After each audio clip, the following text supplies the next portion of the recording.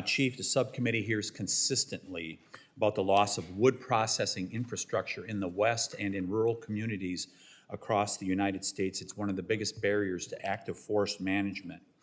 I ask for unanimous consent to enter into the record maps from Idaho, Montana, Oregon, and Washington that show the closure of more than 430 sawmills since 1990. Without objection, so ordered.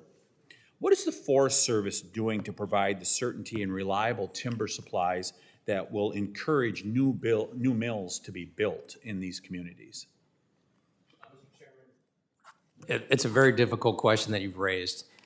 We have lost significant capacity, but the Forest Service has stepped up on the supply side. As I mentioned in my opening statement, we're increasing supply and certainty. So what industry is looking for, what communities want, is certainty of supply in many cases.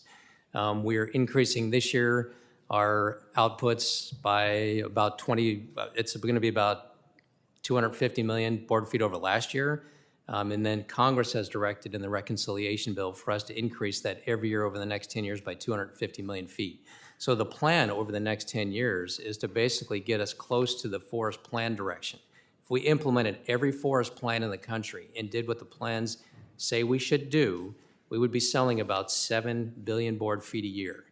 The direction from Congress aligns with that forest plan direction, and over time, over the next 10 years, we will be in a position that we will be implementing forest plans fully. So if we just followed the existing plan, we would get to 7 billion board feet, is that correct? Yes, sir, and that's pretty much directly aligned with what Congress has given us direction in the reconciliation bill to do. So there's direct alignment between full forest plan implementation and direction from Congress. So in other words, we're about half of that 7 billion or less, is Yes, that sir. correct? That is correct.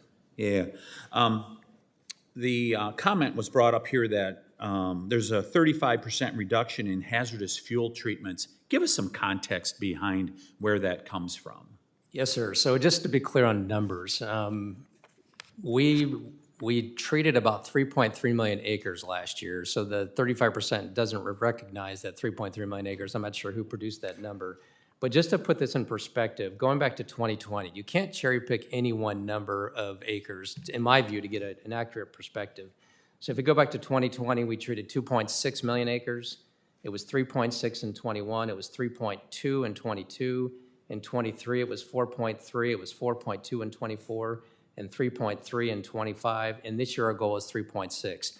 We've already treated 2.2 million acres year to date, which is about 500,000 acres ahead of where we were last year. So when you look at the context, in terms of a 5-year average, we're right in there last year about where the 5-year average was. It is correct that we did drop year over year, but you have to look at where we dropped. Primarily that was in the South. So when we talk about where we protect communities from wildfire threats in the West, the western acres that were treated for prescribed fire were pretty much where we've been and where our goals were. Where we had a fall down a little bit was in the South, in Region 8 predominantly.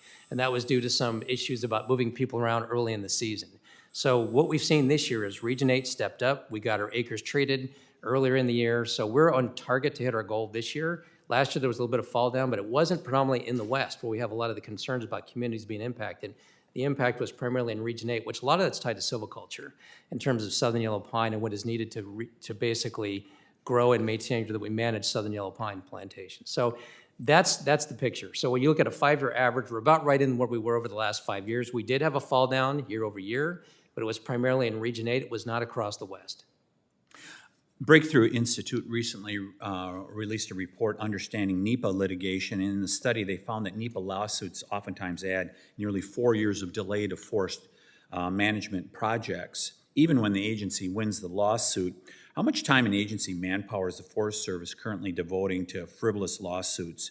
You know, bulletproofing NEPA documents, we hear that from staff out in the field, to fighting it in court, and away from actively managing our fire-prone forests. How much time is your staff having to dedicate to that? Mr. Chairman, we dedicate a significant amount of time. I mean, when you look at our cost structure, a lot of it is tied to NEPA. But what I can tell you what we have done at USDA this past year, we have reviewed our NEPA regulations. The Forest Service no longer has NEPA regulations. We have USDA NEPA regulations.